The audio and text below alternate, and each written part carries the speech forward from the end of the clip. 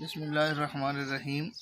आज का जो सबक हम पढ़ने लगे हैं वो नुक्ता मुदव्वरा के बारे में है। नुक्ता मुदव्वरा तीन किस्म के होते हैं। नंबर 1 पे ये है, नंबर 2 पे ये है और नंबर 3 पे ये है। अब इनका इस्तेमाल कौन कौन से अल्फाज में होता है मैं बताने लगा हूँ। बहुत सारे अल्फाज में यूँ तो होता है, लेकिन चंद अल्फाज में बताऊँगा जिसमें ज़्यादा इस्तेमाल होता है। जैसे हम लफ्ज़ लिखते हैं बेहतरीन,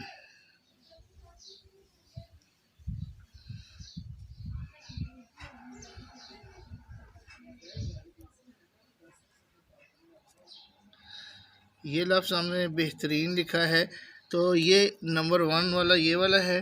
नंबर 2 जो है ये नीचे से ऊपर की तरफ गया हुआ है। नंबर 1 ये है, नंबर 2 ये है। यानी दो नुक्ता मुदव्वरा का इस्तेमाल इस लफ्ज़ में आ गया है। इसी तरीके से हम लफ्ज़ लिखते हैं बहुत। अब यहाँ पर भी देख लें कि यहाँ पर भी नुक्ता मुदव्वरा नंबर 1 ये है और नुक्ता मुदव्वरा नंबर 2 ये वाला है। इसी तरीके से अगर नुक्ता मुदव्वरा नंबर 3 हम लिखते हैं तो ये है, ये क्या छोटी की अगर लिखते हैं तो ये नुक्ता मुदव्वरा नंबर 3 है। अब इन तीनों का इस्तेमाल हो गया है। इसमें आपने देखना है कि नुक्ता मुदव्वरा सही अगर बनाना आता है तो आप अल्फाज को बहुत अच्छे तरीके से लिख सकेंगे।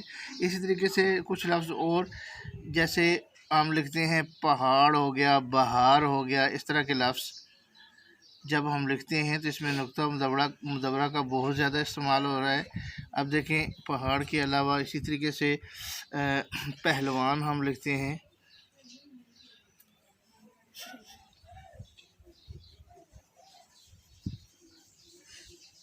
इसी तरीके से लफ्ज़ है पहचान, ये देखें दोनों का इस्तेमाल है।